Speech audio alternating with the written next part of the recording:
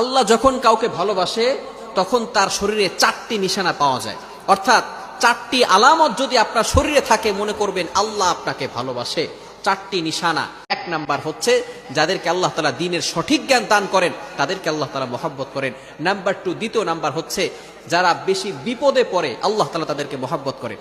যার শরীরে দেখবেন একের পর এক বিপদ আসতেছে, অসুস্থতা আসতেছে, বারবার বিপদ, একের পর এক বিপদ, একটা বিপদ যাওয়ার পর পরে আরেকটা বিপদ আসতেছে, আপনি হতাশ হবেন না প্রিয় ভাই।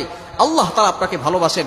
এই কোটি কোটি মানুষের ভিতরে আল্লাহ তাআলা আপনার প্রতি ফোকাস করেছেন, আল্লাহ তাআলা আপনাকে ভালোবেসেছেন বিধায় আল্লাহ পাক রব্বুল আলামিন আপনাকে বিপদ দিয়েছেন। মনে রাখবেন নবীদেরকে আল্লাহ তাআলা বিপদ দিয়েছেন। ইব্রাহিম আলাইহিস সালাম খলিলুল্লাহ এবং মিল্লাত আবিকুম ইব্রাহিম, যিনি সকল মুসলিম উম্মাহের সকল মুসলমানদের পিতা এবং সকল মুসলমানদের লিডার নেতা, সুতরাং ইব্রাহিম আলাইহিস সালামকে আল্লাহ তাআলা সবচেয়ে বেশি কষ্ট দিয়েছেন।